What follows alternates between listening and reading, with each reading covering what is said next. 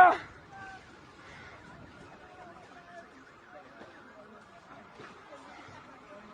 Yo me soñé esto. Yo esto me lo soñé. Ay, Juan, yo me soñé esto, huevón. Yo me soñé esto. Yo me lo soñé. Mira que empezó a llegar las alertas al celular. Ya. 2 segundos antes. Yo me lo soñé. Esto acabó por... Lilia, yo me soñé esto, por Dios sagrado. Lilia, abuela, yo me soñé esto, mano. Yo me soñé esto. Yo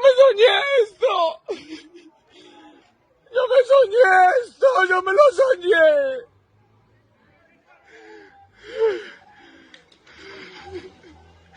Yo me lo soñé, mano. Abuela, abuelita, abuela, yo me soñé esto.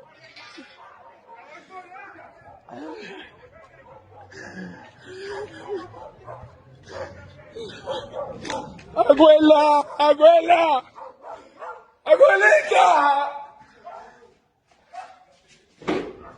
abuela, Lilia. Lilia, abuelita, yo me soñé esto, chino, yo me soñé esto.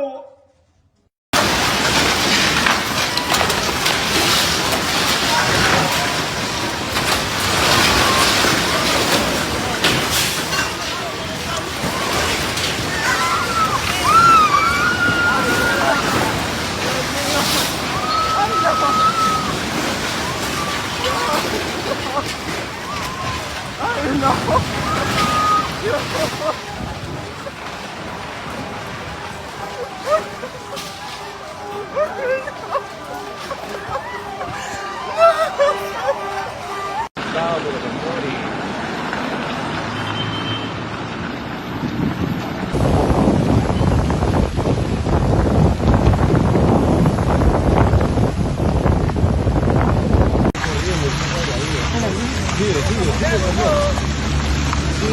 Sí, yo dije ganar, tipo como que se movía el teléfono. Yo no lo sentí. ¿No lo sientes? Se movió moviendo, canasta. se sigue moviendo. Sí. Puta, que está fuerte. Manuela, Manuela, venga, Manuela, no. Ay, amor, la casa, amor. Ay, Dios.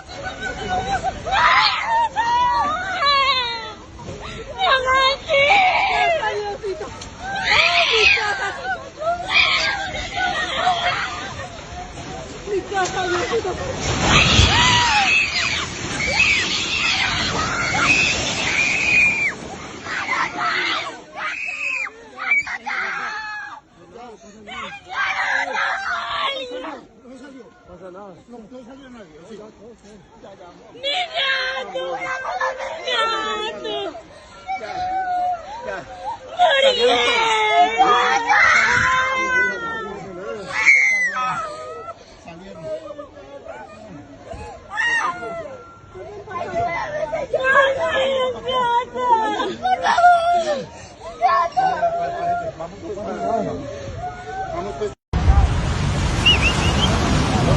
Puta, que está fuerte, ¿no?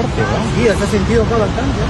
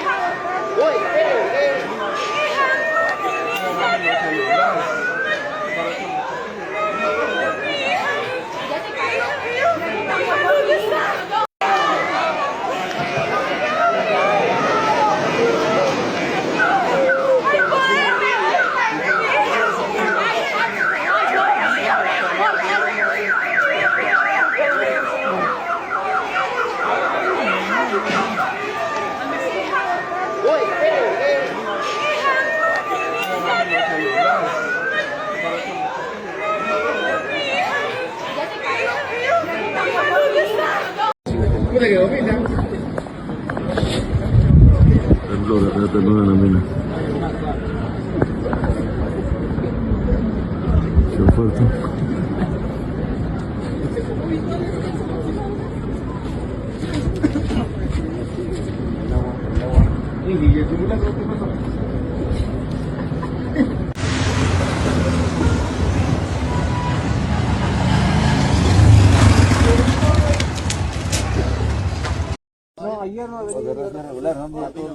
Temblor, temblor, pausa, temblor. Aquí no es gobierno repartir el cuello de país. Ajá.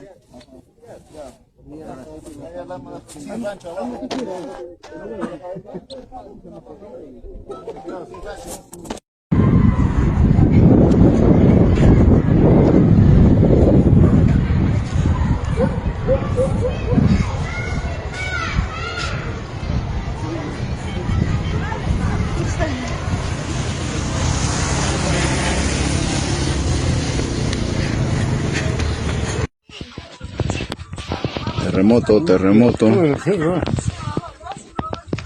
ven.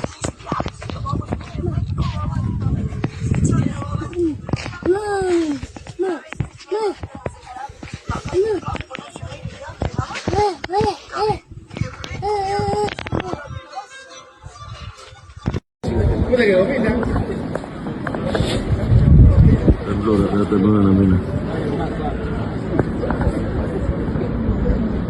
Qué fuerte.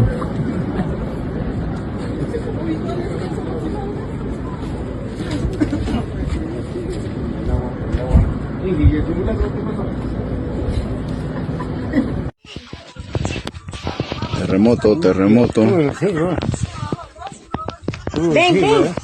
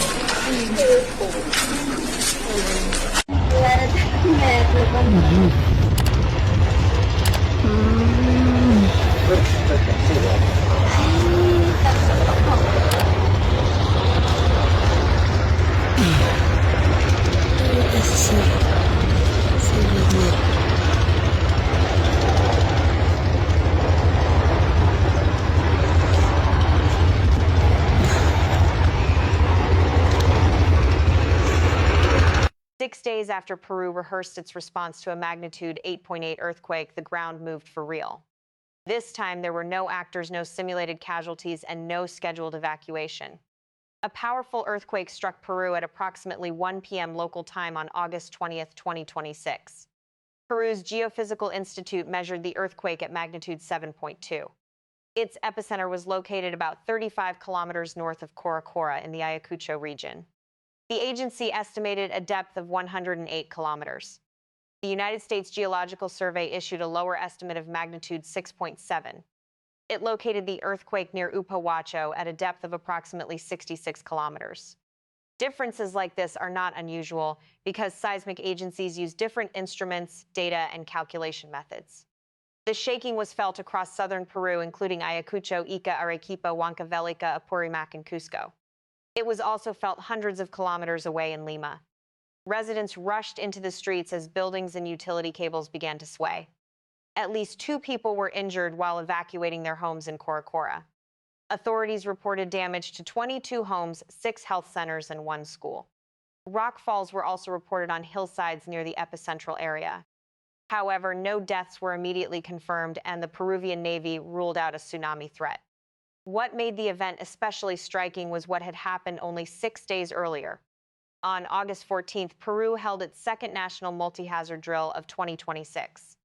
The exercise tested the ability of residents, emergency services, and public institutions to respond to a disaster. Different regions practiced responses to the hazards considered most likely in their own areas. In Lima and Callao, the main scenario involved a magnitude 8.8 earthquake off Peru's central coast. The simulated earthquake was followed by a tsunami warning. Sirens, horns, and emergency alert systems marked the beginning of the imaginary disaster. During the first 2 minutes, participants were told to remain in previously identified internal safety zones. After the simulated shaking ended, they evacuated to outdoor gathering points along designated routes. The exercise had been scheduled weeks in advance and was not connected to the earthquake that followed. It was held near the 19th anniversary of the devastating Pisco earthquake of 2007. That magnitude 7.9 disaster killed nearly 600 people. The timing of the drill and the real earthquake may appear almost unbelievable, but it should not be mistaken for a successful prediction. Scientists still cannot predict the exact date, location, and magnitude of a future earthquake. The simulated disaster and the real event also represented different geological scenarios.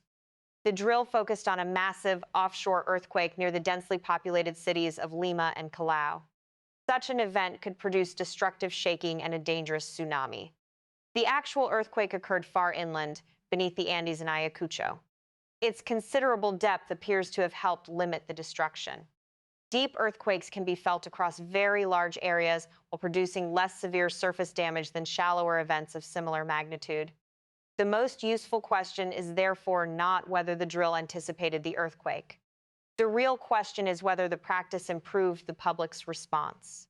The relatively limited number of casualties is an encouraging sign. However, the injuries reported during evacuation reveal an important weakness. Emergency preparedness is not simply about leaving a building as quickly as possible.